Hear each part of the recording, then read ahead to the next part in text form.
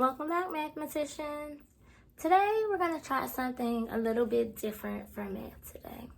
I wanted you guys to be able to see what I'm doing, so I tried to put my camera in a different way so that I can write directly on the anchor chart as you guys are watching. Now last week we did a lot of work with place value, addition, and subtraction. However, we only added the number 10. And that's not realistic when we're doing math. That was a good way to get you guys started, and you guys got started off to a very strong start. So I figured this week we can make it a little bit more challenging for you guys by trying something that's called regrouping. Now, as you know, whenever we add numbers, we're always going to start in the ones place, right? That is because sometimes when you add, the two numbers that are in the ones place can add up to make a 10. And we know if it's more than 9, it's a 10. And a 10 now needs to move over to the tens place, okay? I know that sounds a little bit confusing, but we're going to do it together so you can see what I'm talking about.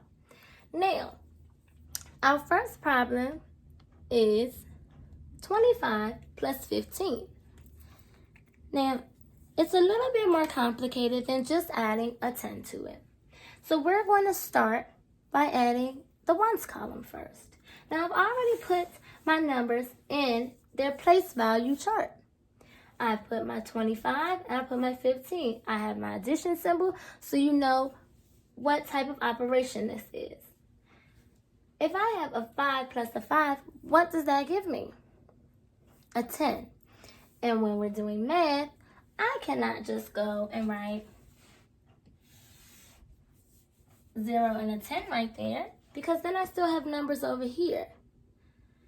So what happens is I make a 10, but I only put the number from my 10 that should be in the ones column. If I wrote the number 10, which number in my 10, or which digit, is in the ones column for the number 10? I have a 1 and I have a 0. Which one is in the ones column? Right, the 0. So I'm going to put my 0 there in my ones column. I made sure that my numbers are stacked right on top of each other, meaning that the number that is in the ones column is right over the other number in the ones column. The number in the tens column is right under the one in the tens column. So I know which ones are tens, which ones are ones. So 5 plus 5 gives me 10. I'm going to put my 0 for my 10 there. But what happens to my 1 to show that I have a new group of 10? See this box? I'm going to put my 1 in it. It's not changing these two numbers here because I'm still going to have them. But now I know I also need to add that to it because I have one new group of 10 and 0 in my ones now, okay? So if I'm going to add this, I can add my 2 plus 1, which gives me 3, and then add 1. Or I can just say 1 plus 2, which is 3, and add another one, which is 4. I can just add going straight down. Now, so 1 plus 2 equals 3, plus 1 more gives me 4. My 4 is in my ones column, I'm in my tens column. My 0 is in my ones column. And then there are ways that we can check our math. So just like if I had these numbers, I will put the larger number in my head and count on. But we know we don't have 15 fingers or 15 toes, so it gets a little confusing. So I'm going to count one hand 3 times. 5, 10, 15. This is where your spiral review is going to help you by learning how to quickly count by 5s and 2s and knowing how to skip count. It's going to help you in your addition and subtraction with place value. So I have 25, then 30, 35, 40. That was my 15. Okay, if I want to count by ones, I can. If I want to draw this out, I can. But this is a quicker way of doing this. I know it's a little confusing, so we're going to keep working through it. We're going to give a try to our next problem. The next problem that we have is 16 plus 24. Here we go again. I see that there's a box there. So maybe I'll have to do some more regrouping this time. This box is here only to remind you where to put that extra group of 10s if you have one. It's not going to always be there though, okay? On every worksheet that we do, that box will not always be there. I'm going to try to make sure that it is there so that we can get used to regrouping and knowing where to move our new group of 10s to. But just remember, it's still okay if you just throw a 1 there on the side, as long as you remember to add it back into your 10s column. All right, now 6 plus 4. What does that equal? Well, you guys add so very well, so I know you know 6 plus 4 is equal to 10.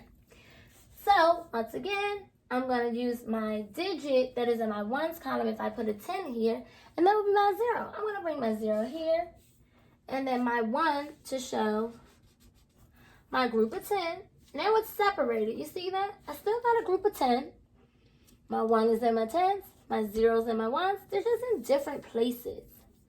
But when I add them back all together, it's going to make sense again.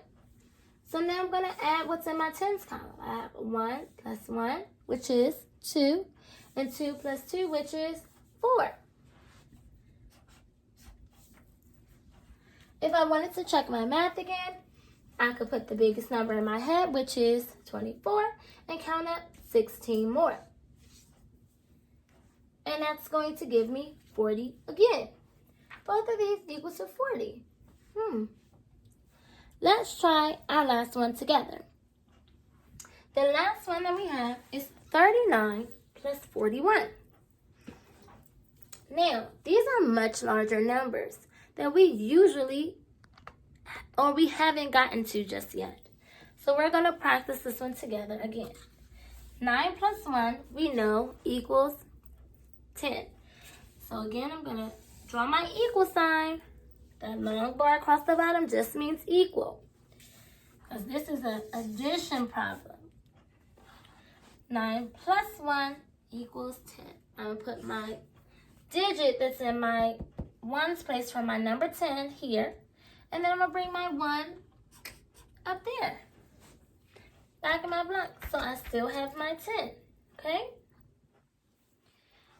Now, I'm going to add 3 plus 1, or 1 plus 3 equals 4. And 4 plus 4 equals 8.